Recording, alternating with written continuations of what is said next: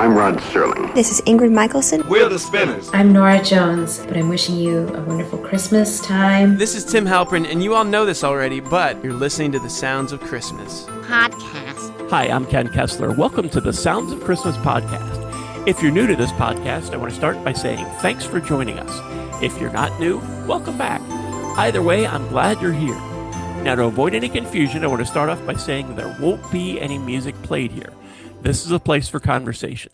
I'll talk about Christmas music and some related topics, sometimes by myself and sometimes with guests. If you're looking for music, just go to soundsofchristmas.com and click on the tree or the player on the front page or on the Listen Now page. We play the best variety of Christmas music all year long.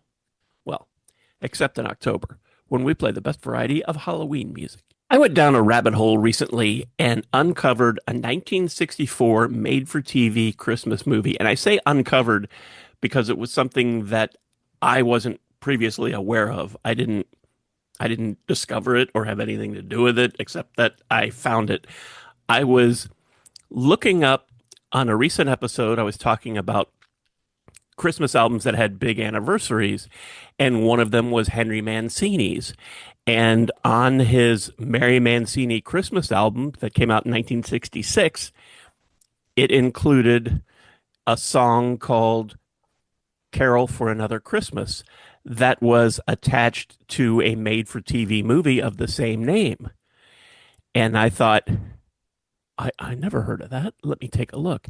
And I'm blown away by what I found, and I don't want to get too far ahead of myself, but since Carol for Another Christmas obviously has something to do with A Christmas Carol, I wanted to reach out to somebody who is, I want to say an expert, but I don't know how you... Collin from Scrooge, Christmas Carol podcast is with us. Hi, Collin. Hey, thanks for having me. I know we all love, well, anybody who listens to this podcast probably loves A Christmas Carol, and you have a podcast devoted to it. I don't know if you would refer to yourself as a fan, a super fan, or an expert, really. There's no official licensure that I'm aware of, but I'm definitely a super fan at the very least. And if others want to use the word expert, I'll allow it. Okay. When I found out about this, I immediately reached out to you, and I said something to the effect of, you probably already know about this, but are you aware of this 1964 TV movie? And you enthusiastically said yes. So I wanted to ask you to come on so that we could talk about it, because it is really just incredible. Not just Henry Mancini, but it was written by Rod Serling. Yeah. And it was the first of a series of TV movies that was developed to promote the United Nations and educate viewers about its mission. There were 3 more movies that came out over the next couple of years, and then there was one more that didn't get finished. None of them had anything to do with Christmas, but I just wanted to mention them. But this is just, it's amazing, and it aired a couple days after Christmas in 1964, and then disappeared until Turner Classic Movies started showing it in 2012. It's almost 50 years. And I think they've been showing it annually. I don't know if Ted's recent passing will change that, but I had no idea. I just happened to look it up and find that it was on HBO Max, which partners with Turner Classic Movies and a few other things. It's also been uploaded to YouTube many times, so I'm not going to put a link into that. I have no idea who has the rights to it, and I just don't want to play that game. But I feel like I'm almost overselling it, and it's just amazing. So the main character, the first one we meet, is Sterling Hayden. He's Grudge, they call him, instead of Scrooge. Yep, Daniel Grudge. Yeah. And previously, earlier that year, actually, Sterling Hayden had been in Dr. Strangelove as Brigadier General Jack D. Ripper. I don't know if there are any Dr. Strangelove fans on here. I mentioned that because somebody else from Dr. Strangelove was also in this. Yes.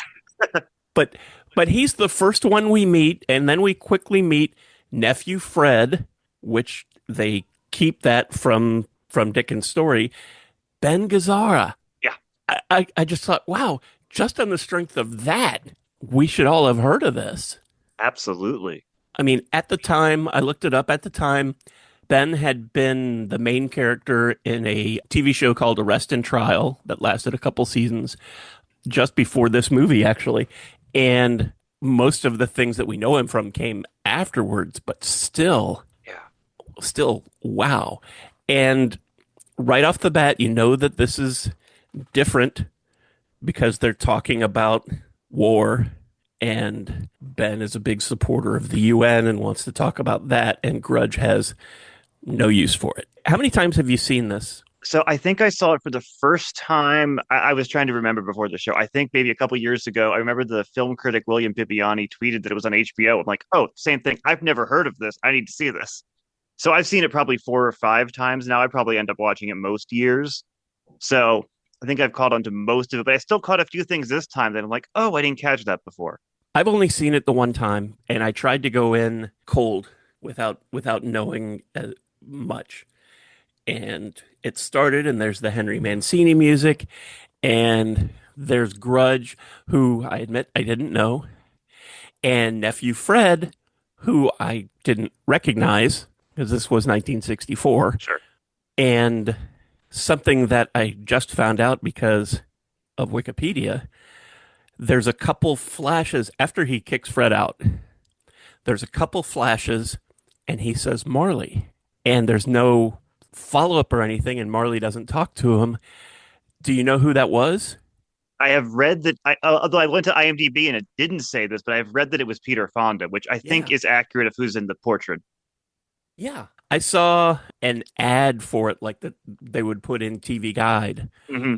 and Peter Fonda was listed, and I thought, I feel like I would have recognized him, and and then I saw that he was Marley, supposedly one of Grudge's oldest son who had died, but we never find out anything. We don't find out that much really. Yeah. But then he walks out and is suddenly on a ship, and holy cow, it's Steve Lawrence, who's the Yes. ghost of Christmas Past. Wow. And one thing that I noticed about this movie versus other adaptations of A Christmas Carol, in most of them, I'm sure that I have not seen nearly as many as you have, so correct me if I'm wrong, but it seems like the ghosts are usually wanting to help Scrooge. And it seems like in this one, they are all really annoyed with this guy. Yes, it's at the generous take, I think, would be tough love, and the more realistic take is, yeah, they seem very annoyed with. Yeah. But I thought, I was, wow, I had to look up, okay, what was Steve Lawrence doing in 1964? And people would have known him for his music. And he and his wife, Edie, had a TV show that had aired for a couple seasons before this. So they would have recognized him from that, in addition to lots of other TV appearances that he'd done. But he was more of a singer than an actor. So it was really just a shock that, oh my gosh, that's Steve Lawrence. Yeah, and he's great. He's really good. Yeah. Yeah, I thought he was terrific. And constantly putting Grudge in his place. Yeah. And it was, I thought it was great and very unexpected. Not just that it was Steve Lawrence, but that the Ghost of Christmas Past is usually one of the more empathetic ghosts that feels for Scrooge and understands his past and wants him to learn from it. And Steve was just really annoyed with him, just irked with him. And that didn't change as we went to the next ghosts. Not at all. No, everyone in this seems very annoyed with him. And that's Yeah. definitely more of an American ideal of we got it, we just fight right back. We don't Yeah. it's not passive in any way. No, not at all. And he goes to his past in World War II, and I sort of thought I recognized the woman that was the driver for him. He and this woman are driving up in a Jeep, and that was Eva Marie Saint. Yes, yeah. I was just, just blown away by the star power in this TV movie that I had never heard of. And I feel like this must have been really progressive for the day. They're in Japan and they're at a, I don't know if it's a children's hospital or just a hospital that happens to have a lot of children. And saying it's a hospital is really generous. Yes, yeah, it is a makeshift as makeshift can be. Yeah, post Hiroshima. And they're not holding anything back, that these kids, many have no faces. They're all wrapped in bandages. There's one child that comes staggering out with an eye patch, and he's terrified because there was thunder. And I just thought, wow, I mean, not, that they showed this in 1964. That's Old big for for them. network television. Yeah, yeah. Yeah, yeah, that was amazing. And then he goes to meet Pat Hingle, who is the ghost of Christmas Present. Youngest I'd ever seen Pat Hingle. Yeah, he's been in so many things. You'd know him if you saw him. He was Commissioner Gordon in the 1990s Batman movies. He's been in a ton of things, but he had no use for him. There was no kindness. Usually from the Ghost of Christmas Present, you get some kindness. Even the jolliness of the character was almost sarcastic, which I thought was Yeah, interesting. yeah. And there are people milling about homeless in many different languages, lots of groups of them performing some Christmas songs in whatever their native language is. And Grudge is starting to get a little uncomfortable, but I don't notice any I didn't notice any sort of shift at all in him. It's very subtle, his shift over the whole course of this. It Yeah. happens, but it's probably the most subtle that I've seen in any version. Well, not counting one where I think the writers forgot that he was supposed to change, but this one it's on purpose. But it's the most subtle change in a Scrooge I've seen that I think still works. It's incredibly slow, and it is. There's no big emotion at all. Yeah, I can think of so many that seem to wait until the ghost of Christmas yet to come shows them the Hmm. tombstone and then, oh, I'll be good. Right, Um, right. a lot of them seem to do that, but this is it, like you said, it's a very slow change, which works well and is believable. Absolutely. Yeah. Yeah. Especially for a guy like this who's very, I mean, he's obviously every Scrooge is cold, but this one is very gruff in a way that Yeah. feels uniquely American. Yeah. And then we meet the ghost of Christmas yet to come, Robert Shaw, Yes. who for me is always Doyle Lonigan from The Sting. There were several times where he looked and he looks really angry. And this is a rare time when the ghost of Christmas yet to come actually speaks. Right. But there were several times where he looked at Grudge and he said something and I was waiting for, you follow? Yeah. Yeah. And I know my friend Judy Pankoust is screaming at her podcast player right now. How could you not mention Jaws? Yeah, he was, of course, most know him from Jaws. Sure. Sure. But I think of the Sting or Pelham 123, he's fantastic in. Yeah. And he was very good in this. And again, Yes. had no real use for Grudge, was annoyed. Hmm. And we go to a some kind of a meeting house that Yeah. The town hall. Yeah. yeah, that had possibly been in, I think it had been in Grudge's hometown, but it was a shell of a building had been destroyed. And these people come in. And I feel like this is right out of Idiocracy. Yes. They come in and they're carrying, like you would carry a pharaoh, except his throne is a horse saddle, Hmm. and it's Peter Sellers. Yeah. And Peter Sellers is the head of this group. He's the Imperial Me, and they call themselves all me. And that's sort of their theme, that everything is about me. I found it a little chilling and a little too real because there are Just a tad. Yeah.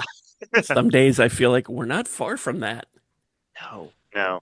And there's a mom in the background who's sitting there crocheting, and that was Britt Eklund, who's an Right. actress who I think was married to Peter Sellers at that time. Yeah, I think that's why she ended up in this. Is Peter Sellers was in it, and yeah, because they both work. Everyone in this worked for scale, so no one was getting their full fee for this. They Right. believed in the message. Yeah. So, but I think she was there, and I think she was married to him at the time. Yeah. Yeah. And she didn't have any lines. I don't think she had any lines. No, she's silent. No. Yeah. But I don't want to spoil it. And it seems silly to say that I don't want to spoil an adaptation of A Christmas Mhm. Carol because most know. But the way they talk and that somebody tries to stand up, and I just found that horrific, Yes, the lynch mob in real unexpected. time. Yeah. Yeah. And absolutely unexpected. And they leave with a plan to attack their neighbors. Hmm. And they leave, and Grudge is left there with Robert Shaw, who's walking away, and he grabs his robes, and the next thing he's back in his home. Spoiler, I suppose. Yeah. And he's a changed man. But wow, for 1964, that It hits hard. Yeah. yeah, yeah. I mean, it's executed. I think it's executed beautifully.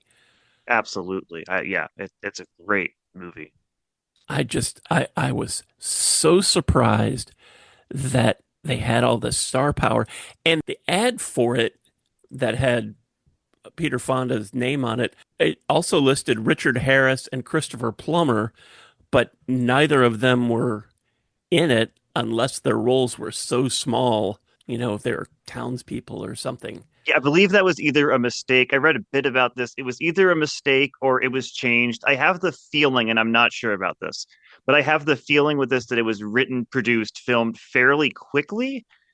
Because some of the writing at points, as much as I do like this, like some of the writing feels a bit like a first draft. So it feels like it was probably rushed out fairly quickly, and maybe some of the actors they thought they had couldn't make it. Yeah, I was trying to decide if it was a sort of a rush thing or if that's just me in 2026 looking back at a script Hmm. that was written before I was born by Rod Serling. So I wasn't sure. I do know that this, like director's cut kind of stuff, that the character of Grudge was supposed to be Ben Grudge. Hmm. Yes, and So they it could thought it be was the same initials as Barry Goldwater, right? right. So they And couldn't that do it, which actually, is just yeah, that's who would have noticed? no one would have thought of that. And also, I can't imagine. Maybe there were. I can't imagine there were too many Barry Goldwater fans who are also big fans of the Twilight Zone. Right, right. But yeah, it's just one of those things of that's an executive studio executive note if I ever heard one. Yeah, that was somebody trying to justify their executive producer name. Yeah, absolutely. Because you're right. No one in their right mind would have ever said, "Oh, he has the same initials as Barry Goldwater." Clearly, that's what they're going for. Yeah, this was actually supposed to air in early November, Hmm. but because of that, they pushed it back to the end of December. So it actually aired after Christmas It aired that after first time. Christmas, and then, like you said, never again for almost 50 Yeah, years, which is why. I mean, it is very much of its time, but so is A Christmas Carol. I mean, yeah. And it's just, I just, I can't imagine. I know that TV networks are constantly doing things that you look back on and you go, idiots. How could they have yeah. thought that was a good idea? I remember when they canceled ER when it was still a top 10 show. Hmm. And that was another network. But that ABC didn't air it again with all of those stars.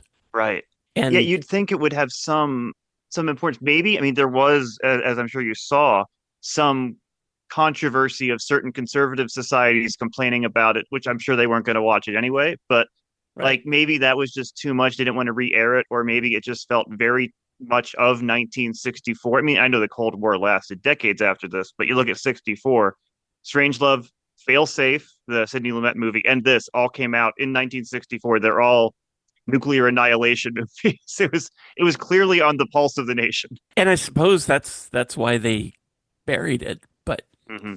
as almost 50 years, and it was just it was just so, I hate to keep saying that, it was just so shocking watching this and seeing all of these huge stars that were Hmm. in it who had, like you said, done it for scale. In fact, Henry Mancini didn't charge anything for the music. Wow. He just Yeah. he just believed in he Hmm. just believed in and supported the UN. And I know that some of the reviews back then said it was a little preachy, but come on, A Christmas Carol is a little preachy.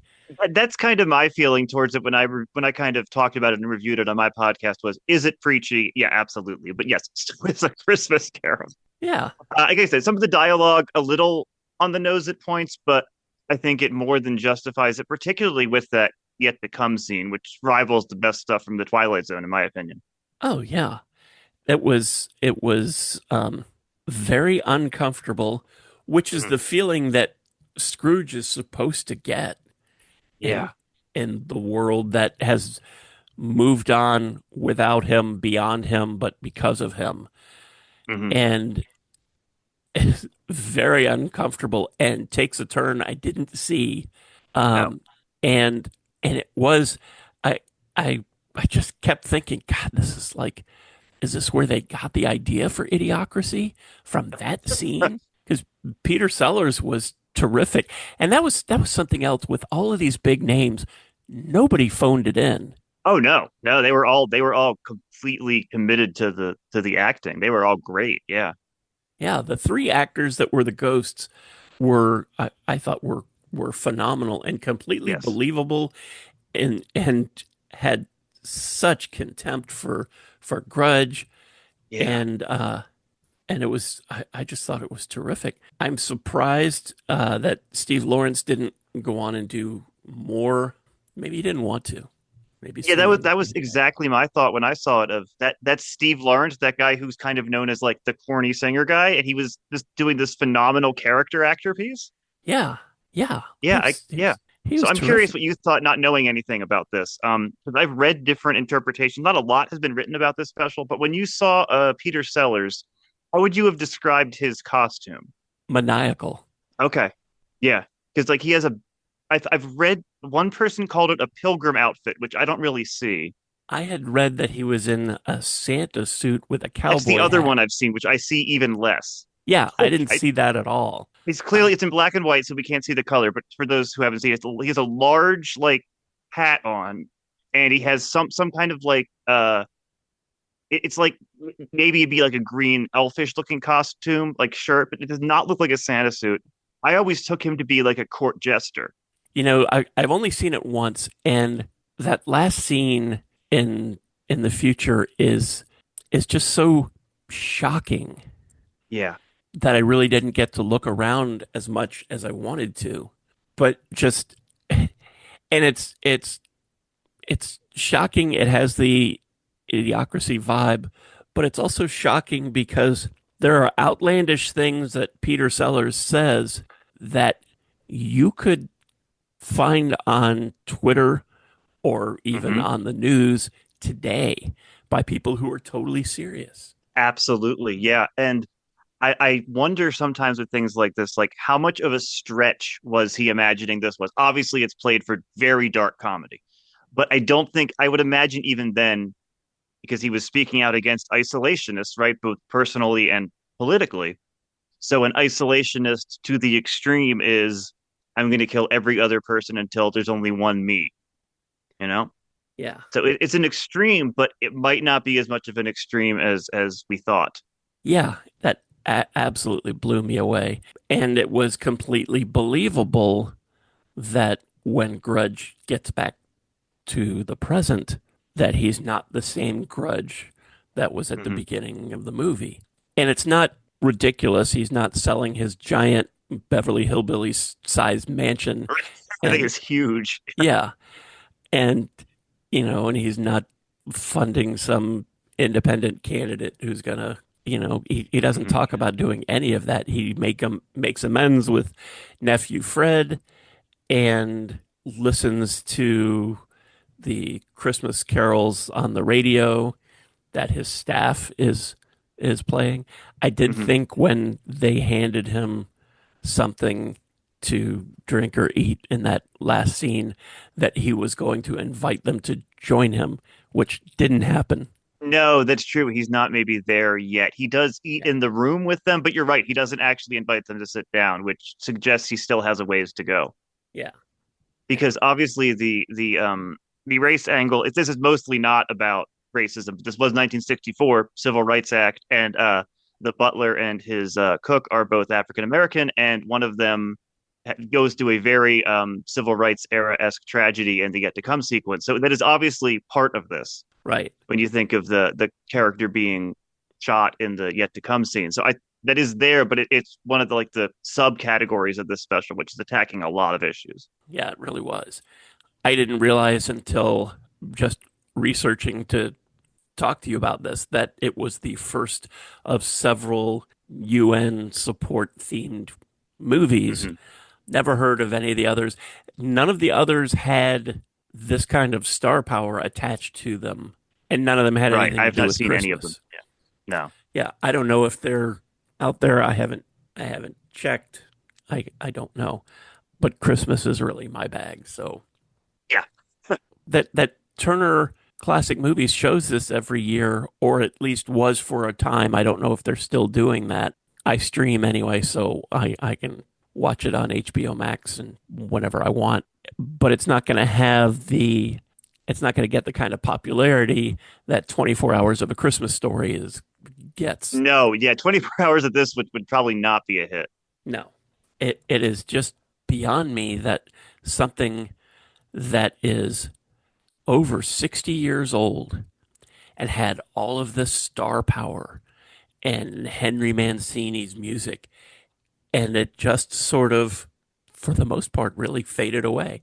Even now, Oh yeah, it is not a household name by any means. Even if you look at like Mr. Magoo's Christmas Carol, which came out 2 years before this, not a standard on the scale of like Rudolph the Red-Nosed Reindeer, but everyone still knows Mr. Magoo's Christmas Carol. No, very few people know of this one. yeah, yeah, this is, I think about some of the adaptations of A Christmas Carol. The Stingiest Man in Town leaps to Hmm. mind. That's not really a household name kind of thing either. I can't remember the last time I saw it that it was going to be on anywhere, but there's a gulf of difference between that and this Rod Serling movie. Yeah, and I think if I'm not mistaken on this, I think this is the first TV or film adaptation, at least in sound, that is set in the present day and not set in Victorian England. Yeah, I didn't even think about that. 'Cause I'm thinking through the other ones, 40s, 30s, 50s. Yeah, at least film and TV, every other version of A Christmas Carol up until this point that still exists and is in sound had been set in the time of the book.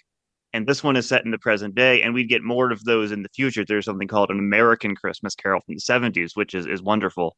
And then many, many, Scrooged, obviously, and more after that. But I think this is the first film or TV adaptation that we know of that is actually in the present day, which is something historic in its own right. Yeah, I think if you are a fan of A Christmas Carol and you haven't heard of this one, like I hadn't up until, maybe a week ago, go check if you've got HBO Max, look it up. If you don't, you can find many versions of it that have been uploaded to YouTube.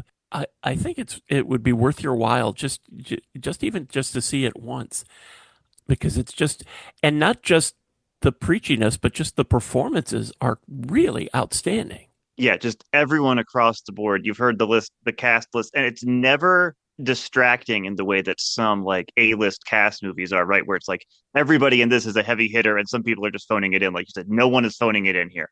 It's just an incredible line of actors. Even the actor who plays the doctor in Japan was something of a groundbreaking Japanese American leading man. Like there's a lot of people in this who small and big roles alike who are just unbelievable talent. And the topics that it covers, being in Hiroshima after World War II and talking about homeless people, and you mentioned the civil rights aspect of it. So much of that is just, it's just a surprise to me, at least, for something from 1964. Less of a surprise because Rod Serling's attached, but Absolutely. still, Yeah. that this made it through and ABC aired it.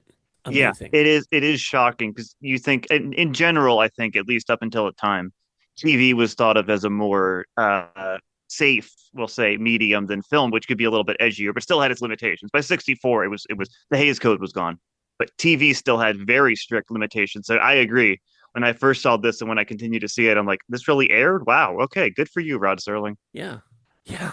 It is truly incredible, and it probably sounds like I am overhyping it, and I'm not. And I'm also not making a nickel from it, so it's not that either. But I highly recommend you seek it out. Have we missed anything that You mentioned the faceless children in Japan, which I thought this time really hit me.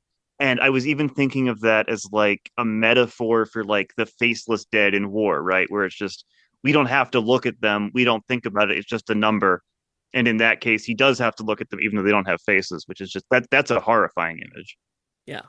Oh, you mean yeah, the theme is just gorgeous. A wonderful little Christmas theme at the beginning of this that we found on the Henry Mancini album, and it's great. It's a lovely little theme. Yeah, I didn't know that existed. And I have that Henry Mancini album, but because I didn't know the name of that song, moved on, as many do. But the music is terrific, and there's just so much good about this. I was going to say, if you worked for ABC in 1964, but if you did, you're pushing 90 by now probably. But if you did, and you're listening to this, and you know why it only aired that one time, I'd love to hear I'd love to hear that, because I think it's so powerful, even though it is dated and preachy and whatever else you want to say. It's it's still really it's a really powerful movie. Yeah, And if you're a TV network and you have this list of stars, who cares if it's preachy? yeah, absolutely. Who cares what the dialogue is? It's mostly good dialogue. Don't get me wrong, but who Yeah, cares what the dialogue is when it's these people at their, up to 11 delivering it? yeah, yeah. Absolutely amazing. What do you have coming up on Scrooge, A Christmas Carol podcast? Sure. So during the off season, I've been covering all kinds of stuff. I started with a few months covering the silent versions, which that was my first few months of this year. And this month, I am talking about Lionel Barrymore, probably one of the most iconic Scrooges, but he never played him on film or TV. So he did radio versions, he did albums, and I'm covering a few of those this month. He was a film and TV actor, most famously in It's a Wonderful Life. But yeah, I'm covering the radio versions of Lionel Barrymore, who influenced a whole lot of Scrooges, even if he was never Scrooge in a visual medium. Those old radio shows it's a shame that they are mostly forgotten, because Yeah. there was some great stuff in there. I got a present one Christmas of a set of CDs that has tons of these old shows, all the Christmas episodes. Mhm. And I had that A Christmas Carol, and I had the radio version of It's a Wonderful Life, and the radio version of Miracle on 34th Street, and it's I mean, it's something that would never happen today, but No, there would never be any other TV or radio theater versions of existing movies. I can't imagine the rights. the only one, and I know there was some Star Wars stuff that they did that, but when Patrick Stewart was doing A Christmas Carol on Broadway and they released it as a book on tape Hmm. back then, that was terrific, and that was worth getting. And I wish That was his somebody, one man show. yeah, Yeah. I wish somebody had recorded that on video. Yes. Oh I'd my. love to see that. Before I let you go, what's the easiest way for people to find you, or the best way? You can find me on YouTube, Blue Sky, pretty much anywhere. I don't really use the Twitter much anymore because, everything. Facebook, anywhere pretty much. Scrooge, a Christmas Carol podcast at Scrooge Pod. It's easy to find. My logo it's just four Scrooges against a blue background. Easy to see, easy to find. You can look at the YouTube as well, but it's really just audio of the podcast for the most part. So anywhere you get your podcasts or on YouTube, Scrooge Pod. Okay. I'll put some links down in the show notes Sure. for that too. Thanks so much. Thank you, Colin, so much for coming on and talking about this. I knew you were the person to go to when I came across this movie. Absolutely happy to do it because yeah, I love this one and I'm glad you discovered it. I hope more people discover it because, like I initially said, it's very, very underseen and it shouldn't be. I'm glad it's out there and people can discover it now. So thank you. And thank you so much for listening, helping us share some Christmas spirit, and for continuing to support the Sounds of Christmas station and podcast. I already told you how to listen to the station, and you're listening to the podcast now, so my work here is just about done. All of our episodes are available on the Sounds of Christmas website. Just click the podcast tab. And we also have a Linktree page that lists most, if not all, of the sites that stream the Sounds of Christmas podcast.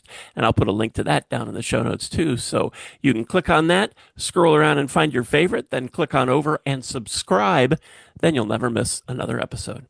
If you have comments or suggestions on this episode, previous episodes, or the Sounds of Christmas station, feel free to reach out to me on social media or through the website. Thanks again. And may you always believe in Santa Claus.